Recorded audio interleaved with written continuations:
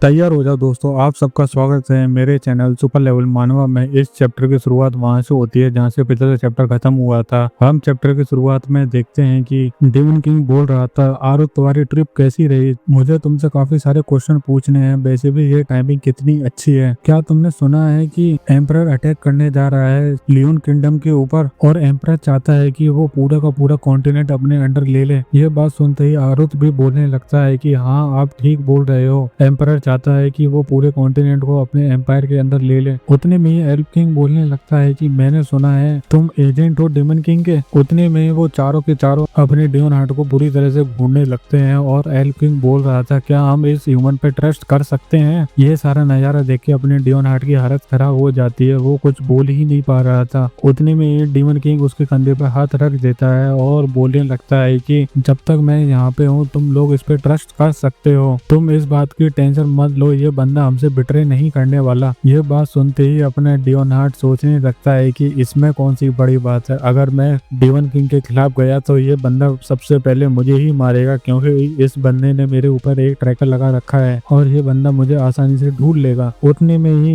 Elf king बोलने लगता है कि चलो तुम मुझे बताओ एम्परर का ऑर्डर क्या था। और डियोन हार्ट सोच रहा था, क्या मैं यहाँ बोल सकता हूँ? वैसे भी इसके पास तो रीजन होगा यहाँ बोलने का, चलो मैं बोल ही लेता हूँ। और अपना आरुत बोलने लगता है कि एम्परर चाहता है कि वो डेमन किंग पे नजर रखे और वो उसको वॉर के अंदर ना लेके आए, चाहे कुछ भी हो जाए। इतना सुनते ही अपने डेमन किंग भी मुस्कुराते हुए बोलने लगता है कि और बोलो, अगर डेमन किंग ने डिसाइड कर लिया वो वॉर के अंदर जाएगा तो मुझे जल्द से जल्द वापस ही लौटना पड़ेगा, चाहे कुछ भी हो जाए। ये सारी बातें सुनने के बाद अपना डेमन किंग खुश हो जाता है और बोलने लगता है कि मैं इतना एक्सपेक्ट कर सकता था उस एम्परर से। उतने में ही अपना डियोन हार्ट बोलने लगता है कि उससे बड़ी बात यह है कि ह्यूमन वर्ल्ड के अंदर मैजिक का यूज करा गया। ये बात सुनते ही अपना डेमन किंग भी शॉक हो जाता है और अपना आरुत बोलने में लगा हुआ था कि मैं एक इन्वेस्टिगेशन कर रहा था रिडेम्पशन चर्च के ऊपर। मैंने वहां देखा वो लोग मैजिक का यूज कर रहे हैं। मैंने पक्का करा वो कोई सॉर्सरी नहीं थी, वो एक मैजिक ही था। ये बात सुनते ही डेमन किंग बोलने लगता है कि क्या तुम सच बोल रहे हो? फिर अपना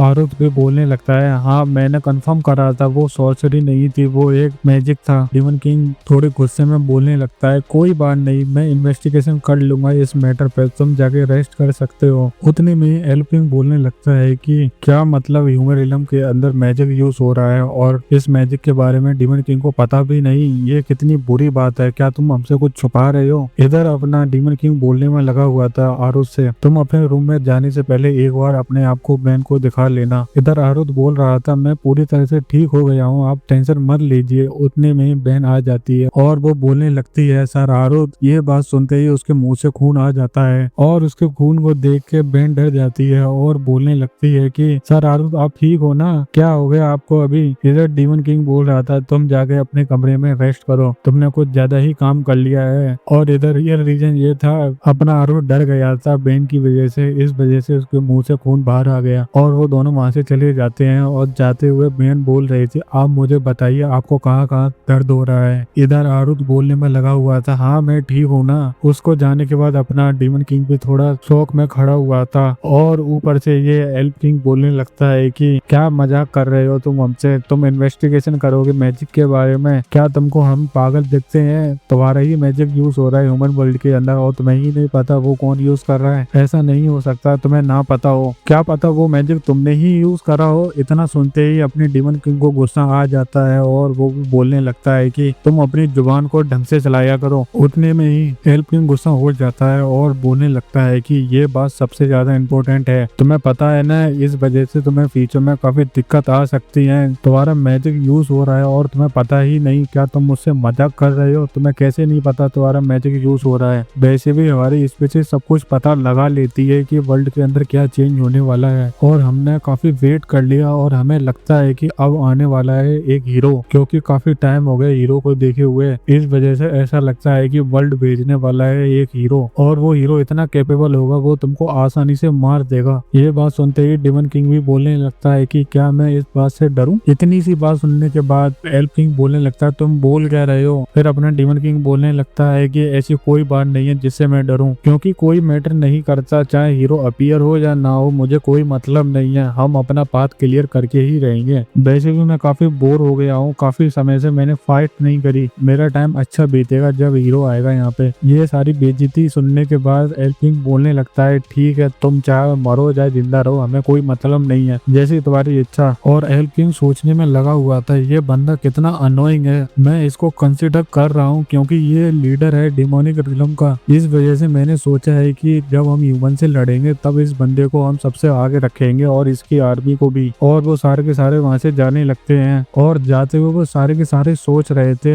हमारे पास टाइम नहीं बचा, क्योंकि ह्यूमन वर्ल्ड को पता नहीं हम अभी भी एग्जिस्ट करते हैं। उनको सिर्फ इतना पता है कि डिमोनिक रिलम में एक डीमन है और कुछ नहीं। उन्हें ये नहीं पता अभी भी हम जिंदा हैं और हमें एक नया प्लान बनाना पड़ेगा जिसकी मदद से हम ह्यूमन वर्ल्ड को पूरी तरह से तबाह कर दें। उतने में ही उन पे प्रेशर पड़ने लगता है और पीछे से डीमन किंग बोल रहा था तुम सारे के सारे ठीक हो ना, क्योंकि तुम लोग अपने वर्ड को ढंग से चॉइस नहीं करते, इस वजह से मुझे ये करना पड़ रहा है। इधर डीमन किंग ने अपना प्रेशर इतना बढ़ा दिया था, उसकी वजह से उन चारों को तो सांस भी नहीं आ रही थी, उनकी हालत खराब हो रही थी। और पीछे से डीमन किंग बोल रहा था अगली बार मेरे सामने बोलना हो तो थोड़ा संभल के बोलना और तुम अपनी औकात में रहो एल्फ किंग, मैं तुम्हें मारना नहीं चाह रहा, अगर मुझे गुस्सा आया ना तो तुम पल भर भी नहीं टिकोगे मेरे सामने। और वो शांत होते हुए बोलने लगता है कि चलो मैं इस बार तुम्हें जिंदा छोड़ रहा हूँ, अगली बार तुमने मेरे बच्चों के बारे में कुछ भी बोला तो तुम ध्यान रखना मैं तुम्हारे साथ क्या करूंगा। और वो अपना सारा प्रेशर उन चारों से हटा देता है और हटाने के बाद भी बोलता है कि मुझे पता है कि एल्फ हेट करते हैं डीमन को और बेचारा एल्फ किंग कुछ कर भी नहीं पाता। और वो पीछे घूर के देखने लगता है डीमन किंग को और डीमन किंग मुस्कुराते हुए बोल रहा था अगली बार मैं काफी पेशेंट दिखाऊंगा, तुम चिंता मत करो, मैं तुम्हें नहीं मारने वाला। फिर अपना सीन शिफ्ट होता है आरुत और बेन पे। बेन बोल रही थी मैं आपका एक बार क्विक चेक कर लेती हूँ, आप मुझे बताइए आपको कहीं दर्द हो रहा है क्या। इधर डियोन हार्ट बोलने में लगा हुआ था मैं ठीक हूँ, मुझे बस थोड़ा सा रेस्ट करना है बस। और पीछे से बेन सोच रही थी ये फिर से यही बात बोल रहे हैं, क्या इनको खुद की फिक्र नहीं है, अगर ये ऐसा ही करते रहे तो यहाँ पे काफी लोग हैं जो कि सफर करेंगे। और वो सोचने लगती है कि उस वक्त मैं सोच रही थी मैं इनका ख्याल रखूंगी और मैं इनसे अच्छे से बात करूंगी क्योंकि ये ट्रेजर हैं डीमन किंग के,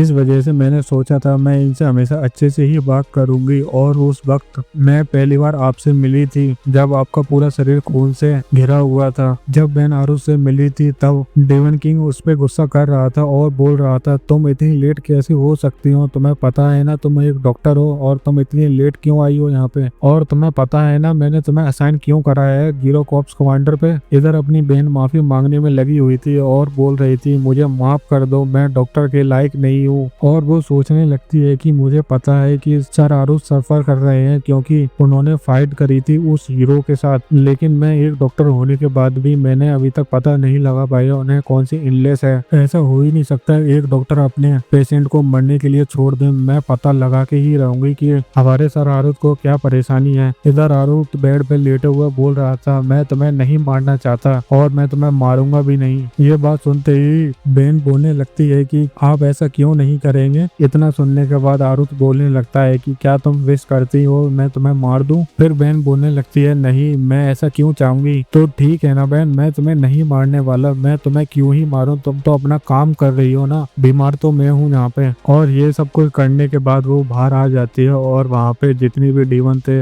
वो सारे के सारे बेन के पास आ जाते हैं और बोलने लगते हैं कि तुम ठीक हो ना बेन, क्या सर आरुत ने तुमको माफ कर दिया। इधर बेचारी बेन घबराने में लगी हुई थी और वो सोचने में लगी हुई थी मैं काफी प्राउड करती हूँ सर आरुत पे और मैं अपने आप पे भी, मैं उनकी डॉक्टर हूँ ना और मुझे पता है कि जीरो कॉर्प्स कमांडर कितने ताकतवर हैं, वो सारे डीमंस में सबसे ताकतवर है, वो अपने सामने देखते नहीं उनके सामने कौन आ रहा है वो सबको मार देते हैं, लेकिन मैं अपनी ड्यूटी से पीछे नहीं हटूंगी, मैं अपनी ड्यूटी को फुलफिल करूंगी चाहे कुछ भी हो जाए। और उस दिन से डॉक्टर बेन ने डिसाइड कर लिया चाहे कुछ भी हो जाए मैं सर आरुत की इनलेस का तोड़ निकाल के ही रहूंगी। फिर अपना सीन प्रेजेंट में आ जाता है और वो पीछे से बोलने में लगी हुई थी मैं आपको देख सकती हूँ क्या, और इधर डियोन हार्ट बोलने में लगा हुआ था मैं बोल रहा हूँ ना मैं ठीक हूँ। और पीछे से बहन बोलने में लगी हुई थी इस लॉकेट को देखो। उस लॉकेट को देखने के बाद आरुत बोलने लगता है ये क्या है। फिर बहन उस नेकलेस के बारे में बताने लगती है कि ये एक मैजिक स्टोन है, इसको आपके खून की मदद से बनाया है और इसको बनाने में हमारे डीमन किंग ने भी हेल्प करी है। ये बात सुनते ही अपने आरुत का माथा गर्म हो जाता है और बोलने लगता है कि क्या ये मेरा ब्लड है और इसको और किसी ने नहीं डीमन किंग ने बनाया है। और वो सोचता है कि इस कमीनी ने मेरा ये ब्लड कब लिया। इधर बहन उस लॉकेट की डिटेल बताने में लगी हुई हुई थी वो बोल रही थी कि ये लॉकेट काफी अच्छा है, इसमें आपका ब्लड है, अगर आपके ब्लड में कोई दिक्कत आई तो ये मुझे बता देगा और मैं वहाँ आसानी से पहुंच जाऊंगी, क्योंकि इसके अंदर एक ट्रैकर भी लगा हुआ है जिसकी मदद से मैं आपको आसानी से ढूंढ सकती हूँ। अगर आप डिमोनिक रिलम से दूर चले गए और मुझे पता लग गया कि आपको कोई दिक्कत है तो मैं वहाँ आ नहीं सकती, लेकिन मैं मैजेस्टी की हेल्प से वहाँ पहुंच जाऊंगी और आपकी मदद कर दूंगी। उतने में ही उनको आता हुआ देख अपना ईडी भी देख रहा था और ईडी खुश हो जाता है और बोलने लगता है कि सर आरुत आप वापिस आ गए, मैं आपका कितने टाइम से वेट कर रहा था और मैंने न्यूज सुनी थी आप यहाँ आ गए हो। और ईडी बोलने लगता है कि लेकिन बेन तुम यहाँ क्या कर रही हो, और बेन फुल एटीट्यूड में बोलने लगती है कि ये कौन सी बड़ी बात है, क्योंकि मैं सर आरुत की डॉक्टर हूँ। और आरुत डियोनहार्ट के पास आ जाता है और उसको चेक करने लगता है और बोलता है कि क्या आपको कोई इंजरी लगी हुई है ह्यूमन वर्ल्ड के अंदर। और पीछे से बेन बोलने में लगी हुई थी सर आरुत को एक्सट्रीम फटीग हो रखी है, तुम वहाँ से दूर हटो, उन्हें रेस्ट करना है, और उनका शोल्डर भी इंजर्ड हो रखा है, उस पर हाथ मत रख देना तुम। जैसे ही ईडी ये सब सुनता है कि सर आरुत का शोल्डर इंजर्ड है वो गुस्सा करने लगता है और बोलने लगता है कि आपने इतनी मेहनत क्यों करी उन कमीने ह्यूमन को बचाने के लिए जिस वजह से आपका शोल्डर इंजर्ड हो गया है। इधर डियोनहार्ट सोच रहा था मैं भी तो एक इंसान हूँ, इधर अपना ईडी गाली देते हुए रुकता नहीं, वो तो बकता ही जा रहा था और बोल रहा था उन कमीने की कभी मदद मत करना, वो इस लायक नहीं है। उतने में ही आरुत की नजर हेन पे जाती है, वो बोल रही थी सर आरुत आपको कितना टाइम हो गया देखे हुए। उतने में ही उसके पीछे ईडी आ जाता है और उसको उठा लेता है और उसको उठाने के बाद बोलने लगता है कि मुझे माफ कर देना सर आरुत, और ये छोटे मोटे डेमन हमें दुखी करते रहते हैं, मैं इसको अभी की अभी मार देता हूँ। और उसको ऐसा बोलता हुआ देख आरुत भी बोलने लगता है रुको तुम इतनी जल्दी इतना गुस्सा क्यों करने लगते हो। और वो सोच रहा था ये पूरा डेमोनिक रिलम हमेशा मुझे डराता ही रहता है। फिर अपना सीन शिफ्ट होता है थोड़े समय पहले। उस वक्त ईडी ने उसका गला पकड़ रखा था, वो बोल रहा था ये तुम्हारा फर्स्ट टाइम नहीं है, तुमने पहले भी सर आरुत से बदतमीजी से बात करी है, क्या तुम मरना चाहती हो, क्या तुम्हारा दिमाग खराब हो गया है, तुम्हें पता नहीं कहाँ पे क्या बोलना चाहिए। लेकिन वो बेचारी गार्डनर बोलने में लगी हुई थी सर आरुत को गार्डन पसंद है और मैं उस गार्डन को देखती हूँ और उसकी केयर भी करती हूँ, और उन्होंने मुझसे बोला था जब वो मुझसे मिलने के लिए आए थे, उन्होंने बोला था कि ये गार्डन कितना अच्छा है और कितना शांत भी है, वो वहाँ आके काफी खुश भी थे, और उन्होंने मुझसे बोला भी था यहाँ की फ्रेगमेंट कितनी अच्छी है और ऐसी फ्रेगमेंट मैं अपने रूम में भी पाना चाहता हूँ, इस वजह से ये गिफ्ट देना चाहती हूँ मैं सर आरुत को। वो एक डिमोनिक फ्लावर को लेके आई थी और इस फ्लावर का नाम था क्यूटी। ये बात सुनते ही ईडी को और गुस्सा आ जाता है, वो बोलने लगता है कि ऐसा हो ही नहीं सकता है, इतने घटिया से पेड़ को देख के सर आरुत खुश हो जाए। ये बात सुनते ही वो भी बोलने लगती है कि लेकिन सर आरुत को ये पसंद है, तुम्हें दिख नहीं रहा क्या ये कितना क्यूट फ्लावर है। उतने में ही ईडी उससे छीन लेता है और बोलने लगता है कि मैं उनको दे दूंगा, और पीछे से वो बोलने में लगी हुई थी मैं चाहती हूँ कि सर आरुत मुझे शाबाशी दें। ये बात सुनते ही ईडी सोचने लगता है कि चाहे कुछ भी हो जाए मैं इसको अगली बार उनसे मिलने नहीं दे सकता, अगर मैंने इसको मार दिया क्या पता सर आरुत मुझ पे ही गुस्सा करें। और इस बात को पूरा 1 महीना हो गया था। फिर सीन प्रेजेंट में आ जाता है और आरुत बोलने में लगा हुआ था छोड़ो उसको, हेन ने कुछ गलत नहीं करा, अभी तुम उसको ऐसे क्यों पकड़ रखे हो। ये बात सुनते ही अपने ईडी को गुस्सा तो आ रहा था लेकिन वो कर भी क्या सकता था। और हेन सोच रही थी उस वक्त ईडी ने मुझसे बोला था अगर तुम अगली बार सर आरुत के आसपास भी भटकती हुई मुझे दिखी तो तुम अपने आप को मरा ही समझना। लेकिन उसको लगता था कि सर आरुत तो कितने काइंड हैं। फिर अपना सीन शिफ्ट होता है अपने आरुत के कमरे में। वो फ्लावर उसी के बेड पर रखा हुआ था और उस फ्लावर को देख के अपने आरुत की हालत भी खराब हो रही थी क्योंकि उसको डर लग रहा था उस फ्लावर को देख के। और वो सोच रहा था ईडी ने इसको एक्सेप्ट ही क्यों करा, ये कितना बड़ा जंगली है। उतने में ही वो फ्लावर सुपर एक्साइटेड हो जाता है, वो भी चिल्लाने लगता है। उसको चिल्लाता हुआ देख वो भी डर जाता है और डरते हुए बोल रहा था मैं डर गया इससे, और उसके मुंह से खून भी बाहर आ जाता है। और वो याद करता है उस वक्त ईडी ने मुझसे बोला था ये वाला फ्लावर आप पे कभी भी अटैक नहीं करेगा क्योंकि उस गार्डनर ने इस फ्लावर को अच्छे से ट्रेनिंग दी है। मुझे लगता है कि हेन ने मुझसे झूठ बोला, ये मुझे कभी ना कभी तो मार ही देगा। उतने में ही एक चाकू आता है उसके बेड में जाकर खड़ जाता है। वो सोचता है कि ये नाइफ कहाँ से आया, और उसके कमरे में एक डीमन आते हुए बोल रही थी जैसा कि मैंने एक्सपेक्ट करा था सर आरुत से, आपने इसको डॉच कर लिया। और ये डीमन गर्ल और कोई नहीं सेकंड कॉर्प्स कमांडर है और इसका नाम डेवी लानिया है। और वो मुस्कुराते हुए बोल रही थी आप कितने काम हो, आपको क्या कुछ एक्शन नहीं लेना लेना चाहिए मेरे इस नाइफ के ऊपर। फिर हमको इसके बारे में बताया जाता है कि ये क्या क्या करती है। ये सेकंड कॉर्प्स कमांडर है, इसका मेन ऑब्जेक्टिव इंटेलिजेंस और असैसिनेशन में है और ये आसानी से किसी से भी जानकारी हासिल कर सकती है। इधर आरुत कुछ बोल रहा था और दूसरी तरफ डेविड लानिया बोल रही थी, क्या बोल रहे हो सर आरुत। दूसरी तरफ आरुत की हालत खराब हो जाती है। वो सोचने लगता है कि क्या मैं अभी मरने वाला था और मैं इतना डर चुका हूँ कि मेरे मुंह से आवाज भी बाहर नहीं आ रही। इधर वो सामने एक्टिंग करने में लगी हुई थी और बोल रही थी, अच्छा अब मुझे समझ में आया, आपको पता लग गया कि इसमें किलिंग इंटेंट नहीं था, इस वजह से आपने कुछ करा नहीं। वैसे भी मैं कैसे कर सकती हूँ आप पे किलिंग इंटेंट से वार। वैसे भी आप जल्द से जल्द पता लगा ही लोगे मेरे किलिंग इंटेंट का। और इधर आरुत उसको घूमने में लगा हुआ था और वो बोल रहा था, क्या तुम मुझे मारना चाहती हो। ये बात सुनते ही देवी लेनिया बोलने लगती है कि आप गुस्सा मत करिए, मैं आपके लिए काफी सारे प्रेजेंट लेके आई हूँ। देखिए मैंने आपके लिए कितने कितने अच्छे कपड़े लेके आई हूँ। ऐसी हरकतें करता हुआ देख आरुत भी सोचने लगता है कि अब ये मुझे दुखी करेगी, मैं इसको रिफ्यूज भी नहीं कर सकता। और सामने से वो बोलने में लगी हुई थी, मैं ये सारे कपड़े लेके आई हूँ और आप ये सारे के सारे कपड़े ट्राई करोगे। ये बात सुनते ही आरुत भी सोचने लगता है कि मैं इसको मना भी नहीं कर सकता। फिर वो बोल देता है, ठीक है। आरुत पहले कपड़े को पहनता है और वो बोलने लगता है कि क्या तुमको ये सिमिलर आउटफिट नहीं लगती डीमन किंग जैसी। और सामने से वो बोल रही थी, आप कितने अच्छे लग रहे हो इसमें से। और डियोनार्ड दूसरे वाले कपड़े को ट्राई करने के बाद बोलता है कि ये मेरे स्टाइल वाला नहीं है। उतनी में डेवी लेनिया बोलने लगती है कि आप इस वाले को ट्राई करो, ये मैं साउथर्न से लेके आई हूँ, क्योंकि साउथर्न रिलम वाले ह्यूमन ये वाले कपड़े पहनते हैं। और उस कपड़े को पहनने के बाद आरुत बोलने लगता है कि क्या इसमें मैं कुछ ज्यादा दिख नहीं रहा। इधर आरुत परेशान हो रहा था और वो सामने से बोल रही थी, चलो ये भी अच्छा है, आप हर ड्रेस में अच्छे लग रहे हो, अब चलो इसको पहन के देखो। इधर अपने आरुत की हालत खराब हो रही थी, वो बोले जा रहा था, प्लीज मुझे मत पहनाओ। उतने में ही आरुत के कमरे का गेट खुलता है और वहां से 8th कॉर्प्स कमांडर आ जाता है और बोलने लगता है कि मैंने नॉक करा था, तुम सुन नहीं रहे मेरी बात को, और इसका नाम हेल है। जैसे ही वो डेवी लेनिया को दिखता है माफी मांगने लगता है और बोलता है कि मुझे माफ कर देना, मुझे पता नहीं था आप दोनों अंदर हो। इधर अपना आरुत सोच रहा था मैं बच गया। और वो बोलने लगता है कि क्या मैटर है, तुम यहाँ क्यों आए हो। और हेल बोलने लगता है कि मुझे पता लगा कि आप वापस आ गए हो, इस वजह से मैं आया हूँ आपसे ग्रीटिंग करने के लिए। और हेल वापस मुड़ के जा ही रहा था, उसके वेपन डोर से टकरा जाते हैं। उसको देख के डियोनार्ड सोच रहा था, मुझे ये कुत्ता सा क्यों लग रहा है जिसके मुंह में एक लकड़ी फंसी हुई है। और हेल सोच रहा था, मैं कितना बड़ा स्टूपिड हूँ, मैं एक डोर में कैसे अटक सकता हूँ, और मैं कितना बड़ा ट्रेश हूँ, मैं ऐसी जगह कैसे अटक सकता हूँ, मेरी कितनी बेइज्जती हो रही है सर आरुत के सामने, मैं जिंदा क्यों हूँ ऐसी दुनिया में। उतने में ही उसकी वाइस कमांडर आ जाती है। वो बोलने लगती है कि ये तो एक कॉमन सी मिस्टेक है, आप चिंता मत करिए, क्योंकि आप काफी सारे वेपन्स को कैरी करते हो, इस वजह से आप कहीं पे भी अटक जाते हो, बस इतनी सी ही बात है। और इसका नाम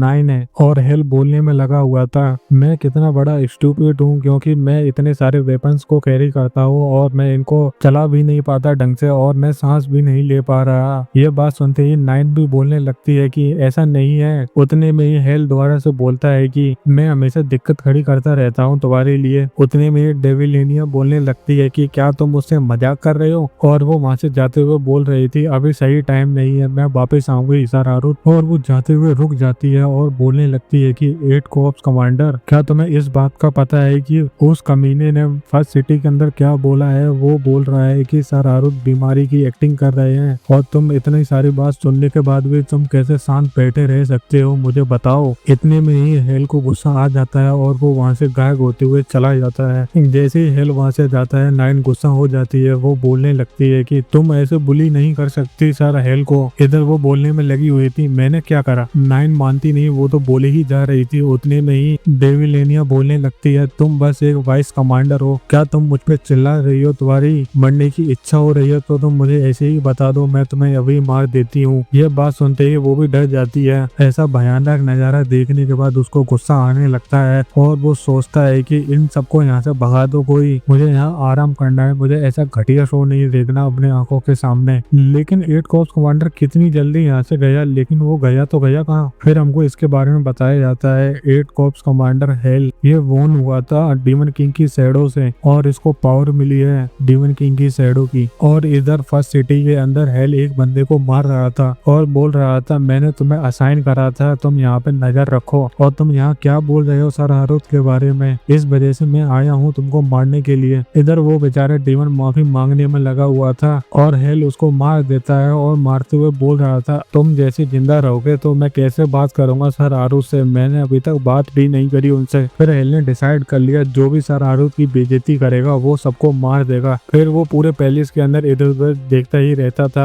वहाँ के सर्वेंट बात कर रहे थे क्या तुमने देखा है जीरो कॉर्प्स कमांडर को, और तुमने उसकी आंखों को देखा है वो कितनी लाल है, वो कितनी कृपी सी लगती है, और तुमने उसका चेहरा भी देखा होगा क्योंकि अभी वो फर्स्ट मिशन के अंदर गया था, उसका चेहरा सबने देखा है, तुमने भी देखा होगा। इतना सुनते ही हेल को गुस्सा आ जाता है, वो एक एक करके वहाँ पे सबको मार देता है और मारते हुए बोल रहा था इन कमीनों को क्या लगता है कि सर आरुष वहाँ पे हीरो से फाइट कर रहे थे बॉर्डर पे और ये लोग यहाँ पे उनका मजाक बनाएंगे। मैं इन सबको छोड़ूंगा नहीं, मैं इन सबके मुंह को शांत करके ही रहूंगा चाहे कुछ भी हो जाए। और हेल ने उनको एक एक करके ढूंढा और उसके बाद उन सबको एक एक करके बुरी मौत मार दिया। फिर अपना सीन शिफ्ट होता है 9 पे। 9 इधर उधर घूम रही थी, जैसे ही उसकी नजर साइड से जाती है वो वहाँ पे एक शेड को देखती है और पास आ जाती है और बोलती है कि क्या आप इतनी जल्दी वापस भी आ गए। फिर हेल बोलने लगता है कि क्योंकि मेरी ही गलती थी। इतना सुनते ही 9 भी खुश हो जाती है और वो हेल का हाथ पकड़ लेती है और बोलने लगती है कि सारे के सारे लोग मिस्टेक करते हैं, जो लोग अपनी मिस्टेक को जल्द से जल्द सॉल्व कर देते हैं वो लोग काफी अच्छे होते हैं और आपने ये काम भी अच्छा करा है। इतना सुनते ही हेल बोलने लगता है क्या तुम सच बोल रही हो, मैं क्या अब केपेबल हो गया हूँ सर आरुष से बात करने के लिए। फिर 9 बोलने लगती है ऑफ कोर्स आप बिल्कुल केपेबल हो गए हो सर आरुष से बात करने के लिए, आप जाके बात करिए, वो आपका वेट कर रहे हैं। इतना सुनते ही 9 भी खुश हो जाता है। फिर अपना सीन शिफ्ट होता है आरुष के रूम में। आरुष बैठ के क्यूब को सॉल्व करने में लगा हुआ था और उसके बगल में वही क्यूटी रखा हुआ था। उतने में ही उसकी नजर साइड से जाती है, वहाँ पे हेल खड़ा हुआ था गेट के पास। उसको देख के आरुष के मुंह से खून बाहर आ जाता है और वो पास आते हुए बोलने लगता है कि मैं आपसे बात करना चाहता हूँ, मैं आपसे हाय बोलने के लिए आया हूँ, क्या मैं आपके लिए डॉक्टर को बुला दूं। उतनी में ही